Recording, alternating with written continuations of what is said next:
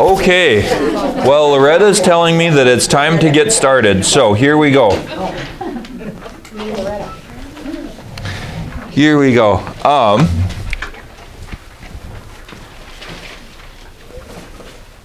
Gotta have some kombucha. Maybe one day I'll have to turn you guys all into kombucha drinkers.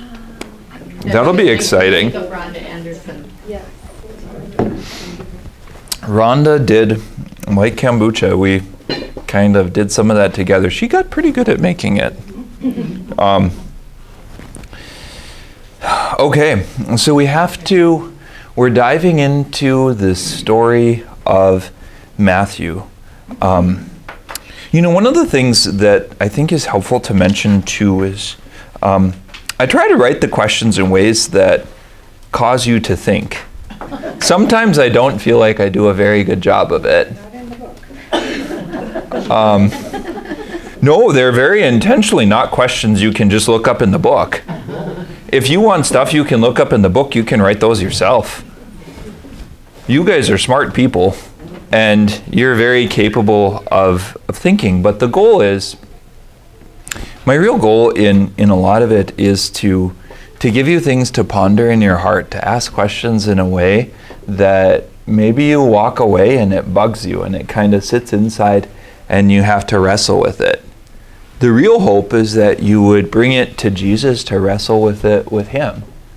Because he can handle us when we feel emotions. He can handle us when we're angry. He can handle us when we don't understand. He can handle us when you're frustrated because you want to find something in the book and it just isn't there because Father Keller asked it that way intentionally. You can think, why would he do that? But the real goal is to try to help them be like jumping off points to connect with Jesus. That ultimately, in a way, it's not just about the Bible study here and now, but it's trying to help you see through the scriptural text to the God who wrote them, to the God who is the author, to the one that all this stuff is about. And so my hope is that I get a few that are kind of a thorn in your side, or a few that cause you to sit and think. And you don't have easy answers to, because then I'll feel like I accomplished something. So we were talking about the story of Matthew last time, and how he had to leave behind. He probably was called very much out of a lifestyle, out of a way he had been living, into something new and different, into something that was a different kind of thing. And to Matthew's credit, he dives in with Jesus. When Jesus gives him this invitation, he responds to it. So he leaves his customs post, or he leaves the tax office, or whatever he was in. I don't know. It's hard for me to imagine Romans and tax offices like, well, maybe they just taxed people while they walked around. But then I think, well, that doesn't make sense. That's not how you do it. If you're going to write in a book and figure out taxes, you have to have somewhere to set your book. So once you start things and you get the dominoes to kind of fall, I think you can make a little bit more sense out of it. But then Jesus does something kind of strange. This is very unexpected. And we know it's unexpected because people call him on it. So Jesus said, he goes to eat a dinner at Matthew's house. Who gets invited to the dinner at Matthew's house? Other tax collectors, because that's probably who he knew. Tax collectors and sinners. And these people that were on the fringes of society, maybe Matthew threw a big banquet. Why would it be the people on the fringes of society that would come to Matthew's house? Probably because the Pharisees and the other good Jews wouldn't cross his door, because then they would be unclean. There's this rejection in the background. So it's really odd that they would stand outside. Well, why are they going in? He eats with tax collectors and sinners. And it's well, you could go in too. There's nothing keeping you out except yourself. There's nothing keeping you out except your own ideas and what what you think about this.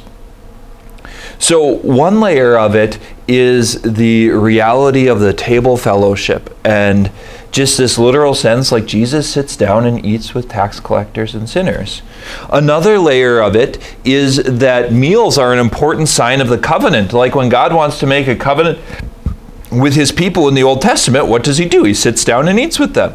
And it's really odd because if you look in the book of Exodus, you have the great ceremony at Mount Sinai and revealing the Ten Commandments and all of that, God answering in thunder. And then a few chapters later, you have the elders of Israel coming up to sit with God on the mountain and eat a meal. They eat a meal together because meals make covenants. And if you bring that theme in, it gives a different flavor to the encounter with Matthew, because Jesus is coming to, in a sense, invite Matthew into a covenant. So that's another layer, that there's this covenant meal with Matthew. A further layer is also that these are people that need redemption. These are people that need salvation. This is something hard for me, because you'd have to argue that if Jesus showed up today, he wouldn't show up and come into a church. He'd show up and go into the bar. And that's not where you would expect or want Jesus to be. I think all of us would be trying to convince Jesus to leave the bar and come to the church. Like, you are a God. You belong in churches.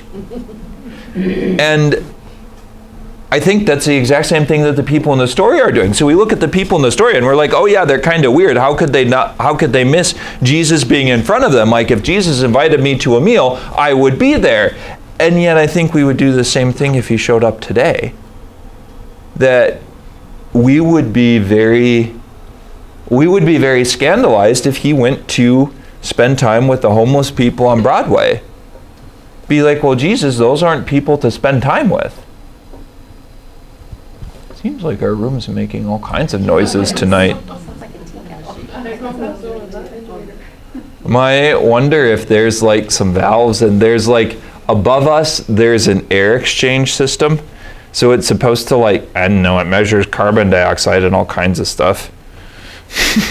If you ever put a heating system into a building, I'm like, I do not want rocket science. I want no complications. I want to press heat, and I want heat, and I want to press cold, and I want cold, and that's all I want it to do. I don't want it to think. Because, well, the stuff above us that's making the noise, the air handlers, is different than the stuff underground that they did over there. That's for the heating and cooling, and that stuff kind of comes through the floor and other places. This stuff is special. Those were pipes in that went down? Yep, they were like tubes. This stuff, some of it runs up here, but I thought it was all that too, and it's been explained to me a number of times that there's air handlers and air changers, and I don't know, yada yada gizmo, woo woo, you know. It eventually is like, yep, not interested. Make it cool rod. Exactly. Like, I just want to be able to press a button, and when I want heat, I press it, and then it gives me heat. I don't need to know how it works. At least I say that, and then it's like, oh, you kind of do. Okay, but I hope in kind of unpacking it this way again, you can just see kind of the dimensions of it. This is a really powerful scene to ask yourself, especially in the coming week. Like, a great question for this is, if you would imagine this scene, where are you? And where is Jesus? Do you see yourself invited to be at table with him? Would he come in and sit down and you're at a different table, wanting to be at his? Would you be able to look at him? Does he look at you? It's one of these things that can be so incredibly instructive. Like, there's a richness to it. And maybe it's not this story for you, okay? You know, we all have different stories that impact us. But that's the kind of thing, to take yourself in the Bible story and just to let it unfold. Where do you see yourself? Where do you see Jesus? Who else is there? Who do you talk to? What do they say? One of the crazy things is when they bring kids in for counseling, And you can do this with just about any age. If you have grandkids, especially if they're younger, you can do this. And it's really interesting, if not a little bit terrifying, is you just ask them to draw a picture and draw their family and draw themselves, draw a house, and you sort of give them a few parameters and watch what they do. And what you get out of it very often is an image of how they see themselves in relation to their family. Are the people happy? Are they sad? Are they playing? Who's close to them? Who's not close to them? And that is nearly universal for the way that a lot of counseling with kids start. Is you just ask them to draw a picture. Where are you? Where are the people in it? What are you doing? And then very simple questions follow. Oh, why are you doing that? Why are these people over there? Why is this here? And sometimes kids give very kid-like answers. Well, they all wanted to climb the tree. And it's like, I didn't know that was a tree. But very often you will find things out that surprise you. I didn't know that it was like that, but I think prayer is like that because it's almost like sometimes people like to pretend that they can be stoic, that they could be withdrawn from some of this. But in a sense, like how your inner world is set up, how the parts relate to each other, will come out no matter what you do. If for you it's drawing a picture, writing a poem, or spending time in prayer, where you are in the story will come forward. And this is probably the even harder part. It doesn't matter where you are. I feel like I should say that a million times. Because we think it matters where we are. We think, well, I'm a good person, I'm a bad person, I'm close to Jesus, I'm far away from Jesus, and it's all of these moral judgments. Jesus is not bothered by where you are or where I am. What he wants to do is meet you there. I mean, this is the profound story of Matthew. Was Matthew's heart in the perfect spot to meet Jesus? Probably not. But Jesus showed up and met him there. And met him maybe in a place that was uncomfortable, in his home. Maybe Matthew was afraid of all these Jewish people who wouldn't come in. And he didn't want to host a party. And Jesus said, yeah, but I want you to. And he met him there. And so often we feel like the places of pain and the places of hurt are things that scare away Jesus. But I think the reverse is actually meant to be true. In the places where you find yourself needing salvation, those are the places where Jesus wants to come and meet you and wants to come and meet me. And I don't claim this is an easy thing, but that's why it needs to be said. Like, Jesus is not bothered by where you are. If you imagine the scene and you have a giant party over there and you're stuck sitting next to a campfire outside because life isn't so great, that's okay. Jesus can come and meet you by a campfire. Being God, he can kind of break rules and be in more than one place at one time and all sorts of things. But he's not bothered by campfires or by sadness or by pain or by anger or by frustration. He's just not bothered. And sometimes if you start to think about this, and this is something, if you haven't done it before, it takes some time to begin to sink in. The person that's bothered is actually us. It's like, well, I don't want Jesus to see me like this. And it's like, oh, you don't think he sees you like that now? One of the funniest lines in the Bible, I think, is after Adam and Eve sin, and it says God was walking in the garden and asks, where are you? If you think that God didn't know where Adam was and he was asking to find out, you got it a little backwards. Of course God knew where Adam was. If you can see everywhere at the same time, people don't hide from you. But the problem was of having these places in his heart where he wasn't with God. The Pharisees seem to be upset that God doesn't work with them. And again, it's surprising because the fundamental piece that the Pharisees miss is what? if they invite him in, Jesus would have come to see them too. Jesus isn't rejecting them because of where they are, like they're standing outside. Okay, they could have said, hey, Jesus, can you come talk to us? And he probably would have. Because again, he's not afraid of it. And so the Pharisees are like, well, you eat with them and you don't eat with us. And it's like, well, yeah, you didn't invite me in. You say, hey, we're going to have supper. Okay, I'll show up. You know, he's like that. And you can see this kind of sprayed out across the entire story of the gospel, how, like, who encounters Christ? The people who want to. How does he find them? Why does he go to the person who was paralyzed for years? Why does he go to the pool of Bethsaida? Why this blind person? Why that person? Because they were looking for him. He actually tells us in the Sermon on the Mount. He says, to the one who seeks, they find. To the one who knocks, the door will be opened. And so how do people find him? They want to. How do people reject him? Because they don't want to find him. He has a way of exposing hearts. Now, we get this line next. I desire mercy, not sacrifice. I came not to call the righteous, but sinners. And here, in English, this is one of the linguistic puzzles that we have. And part of me wants to retranslate a Bible and unbreak it, because we get these things into English and then they lose their kind of impact and their meaning. And it's really, really hard to convey in another language the depth of what this means. But the line here in Hebrew actually talks about desiring hesed. Hesed is a word that means the covenant faithful love of God. This is like the characteristic of who God is.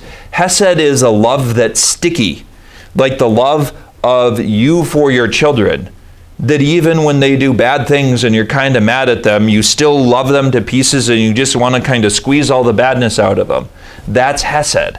Hesed is like the kind of love that, if your kid is on the other side of Earth getting attacked by a giant squid in the middle of the ocean and you don't like giant squids or oceans or the other side of Earth, you'd still buy a plane ticket because it's your kid. That's Hesed. And it's just like, I desire mercy, not sacrifice.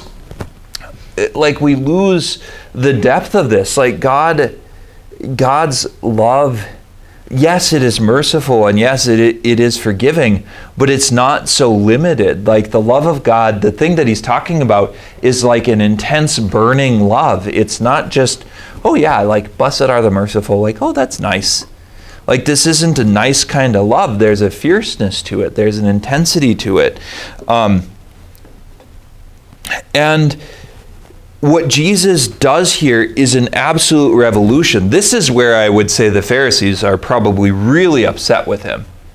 Because Jesus gives this quote, and the quote isn't from him. The quote is from the prophet. So this is Old Testament. He's quoting something that the prophets have said, who the Pharisees would agree were prophets. So they would agree this is the word of God.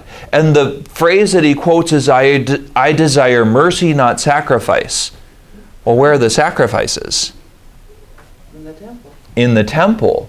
And the entire temple system and the temple priesthood and this entire beating heart of Jewish life. And Jesus comes out, it says, I desire your heart. Not the blood of animals, not the blood of bulls and goats. And this is kind of a theological earthquake. This is something that is shattering for the Jewish world, because what it's pointing to is that all of these animal sacrifices and all these temple things, they weren't bad in and of themselves, but they were for communion with God. They were meant to be a sign of a deeper reality of entering into communion with God in your heart, of sacrificing something that was precious to you, as a way of devotedness or as a way of love. And Jesus is saying that the time of those sacrifices has ended, because now is the time of something new. That he's coming to bring a new worship. And the new worship that he's coming to bring is not sacrifices like in the Old Testament. It's love. It's it's adoration in the heart. It's submission of the will. And something internal. And yes, it's going to take root and flourish in the sacramental life of the church, in the Eucharist and reconciliation and all of these other things. And that is profoundly beautiful. But it is something like, this is a new foundation. It's a new beginning. It marks the transformation of one religious system to something that's different. And again, there's a profound depth here, because you have to remember the Pharisees are religious. The Pharisees knew the law. They knew lots of things, and they debated lots of rules. What was it? Some kids were asking me today, well, Father, it's Annunciation. This is a solemnity, right? So do we have to do our Lenten penances, for Annunciation? Because in some sense, one of the traditions in the church is, no, it's a solemnity, you don't. But if your Lenten thing was to read from the scriptures every day, why would you say, no, you don't on a day where you celebrate? Like, reading from the scripture isn't a loss of something. And my answer to them ultimately was along the same lines. Like, if you spend all of your energy trying to figure out the rules of when you can do things and when you can't do things, you've missed the purpose of the whole thing.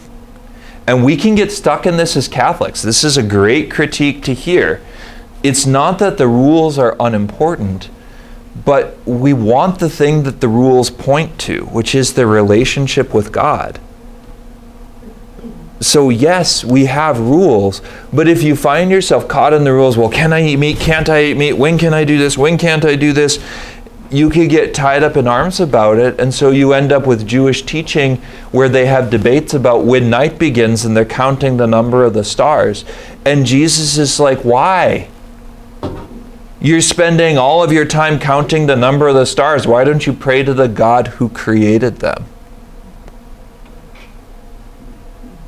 Because it's not a bad thing to make a decision of when night started, but it's really not that important, because the relationship with God is. That's what he's pointing to in this passage. I desire mercy and not sacrifice. That he desires this relationship. And so yes, we have rules, and yes, we have traditions and those kind of things. But ultimately, those are for the sake of the encounter with Christ. They're for the sake of actually meeting him. And so it's easy to get lost in those kind of things. I think that this is a profound critique, like I said, that we have to hear as Catholics, because there's people who do get lost. Well, the priest said this, and what if I do this? And what about this penance? And what about that penance? Or like, Father, I forgot and I ate, 30 minutes before Mass started. It's not saying that that's a good thing. Like, okay, try not to forget next time. But in a way, it's far more important to come to Mass and to have that conversation with Jesus than to get tied up in arms about what the exact time is when you have to stop drinking your coffee so that you have fasted an hour before Mass. Because you can debate that until you're blue in the face and you'll be no closer to the Lord. And I think that this is what Jesus is saying. Like, and if you debate that, you're missing the point. That's not what it's about. If you're shooting for, like, what is the minimum that I could do? Like, what's the closest I can get? Like, no, that's not how love works. Love is, if you were a woman and your husband asked you, well, what's like the minimum number of flowers I can get you for Valentine's Day for it to mean something? Just let me know. Like, what's the least I can spend? You'd slap them. You'd be like, well, honey, you just blew the whole thing. Now it's not love. Now I'm going to be suspicious of whatever you give me. Yes, yes, yes, in spades. If you see that, you see what Jesus is saying in this passage. That's what he's after. God came to call the sinners, not the righteous. This one I think is again really hard, because the truth is that Jesus came to call those who need him, not those who don't. And think about this, because it happens to me all the time as a priest. It's like, I want to be good so that I can be in relationship with Jesus. And when we sin, we're bad, and we need to go to confession, those kind of things. And Jesus is like, yeah, but if you say you're a good person, then I didn't come for you. Nope, then you're left out. I did not come to heal those who are well, but those who are in need of physician. Those who are sick. And we spend lots of time trying to convince ourselves and everyone around us that we're actually a well person when we're not. And it's like, that's what Jesus is pointing to. The thing that keeps him out most is pride. The thing that keeps him away from us is our own thinking. The problem for the Pharisees wasn't that Jesus didn't want to come, it's that they wouldn't invite him in. This is why humility is so important and why he is after our hearts. We have to admit we need him. And it's okay to admit we don't like needing him very much. We'd rather be better people. Well, fair enough. Join the club. I certainly would rather be a better person. But it's actually in our need for him, in these places where we need salvation, that he wants to meet us the most. And I think living that out is very uncomfortable. Living that out is very like, Jesus, I don't want to meet you here. This is where I'm trying to run away from. This is the kind of thing that I'm trying to stop doing. And certainly it doesn't mean that you should sin more to meet Jesus. That's actually what Martin Luther says. I don't know why, but he does.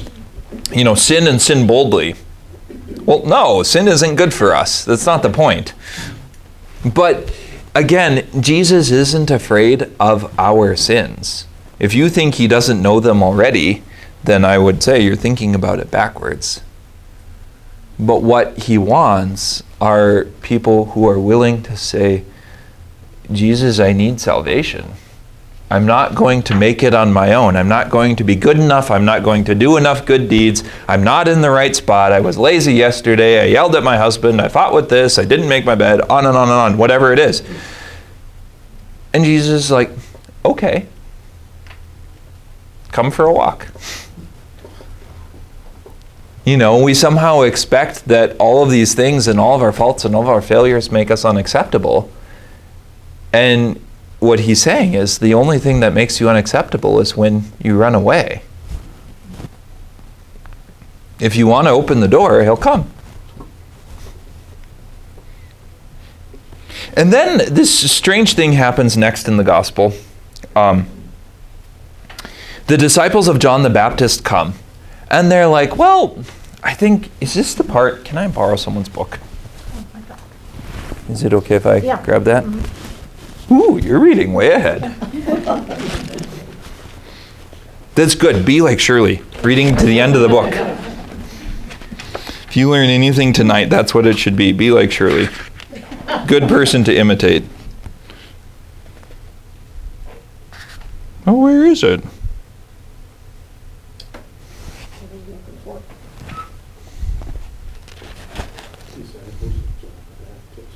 The disciples of John approached him and said, this is in verse 14 on page 133. The disciples of John the Baptist approached him and said, why do we and the Pharisees fast much, but your disciples do not fast? Jesus answered them, can the wedding guests mourn as long as the bridegroom is with them? The days will come when the bridegroom is taken away from them, and then they will fast. No one patches an old cloak with a piece of unshrunken cloth, for its fullness pulls away from the cloak, and the tear gets worse. People do not put new wine into old wineskins. Otherwise the skins burst, the wine spills out, and the skins are ruined. Rather they pour new wine into fresh wineskins, and both are preserved. So this is kind of a strange thing, but what is happening here is that disciples of John the Baptist come. And again, they were probably very religious people. Jesus doesn't critique them. This is back on page 71. Jesus doesn't critique them for being disciples of John the Baptist, for not following him yet. But their question is, why do the Pharisees fast? Remember, the Pharisees are religious, so they're fasting a lot because they're the holy people. And the disciples of John the Baptist fast, and your guys kind of pig out. You know, they just eat all the time. And I think that we have to leave a little bit as an open question, because Jesus' answer is so easy to miss. There's things about this that are earth-shattering. What is the image that he uses in the answer? The bridegroom. Can the wedding guests fast while the bridegroom is with them? And again, it's easy to start thinking of a wedding and a bridegroom, and maybe you should. That's certainly the literal definition of the words. But the reality is the slip of the hand is what he just did. What is he saying? Who's the bridegroom? Himself. And that means that in the story, we are the wedding guests. Not just the guests, but the wedding guests at a marriage. Who's the marriage between? Jesus and the church. And so the sleight of hand that's so easy to miss is that this is earth-shattering. Jesus just claimed to be the bridegroom of Israel. Like, to the people who were asking him about fasting, he just sort of smacked them in the face and was like, yeah, you want them to fast? Wham! Like the bridegroom. He is using an image that even the Old Testament kind of proposes in twists and turns. It's kind of hidden in there. You can find it in the Song of Songs, and you can find it at the end of Isaiah. You know, that the bridegroom, the wedding feast of the Lamb with Israel, it's an image that shows up at the end of Isaiah. I think there's a little bit of it in Jeremiah and Ezekiel, and then it shows up again in Revelation. And now that's the image that Jesus pulls out in answer to this question. That means that he's coming for his bride. And I think that is one of the things, again, that can feel very uncomfortable for us, because Jesus is putting this into the classic image of a marriage. And it's like, you can ask yourself, well, are you ready to marry Jesus? And the odd part of it is, whatever your answer to that is, the answer that he would actually give is from the other direction. Well, I'm ready to marry you. And lots of us wouldn't think of ourselves as quite very worthy of being married by the Son of God. We would have all kinds of reasons why he shouldn't, because of how we see ourselves. But again, it's almost like it's talking about him. And if you want an image of Christ, and this is a bit of an unusual one, but there's a deep theme in the Old Testament and the New Testament. Jesus is the bridegroom. And he's coming for you. And he's coming for me. And that marriage on earth, as good as it is and as beautiful as it is an image of that one. That's the one that marriage on earth points to. And so it just I feel like if I was standing there, I'd be like,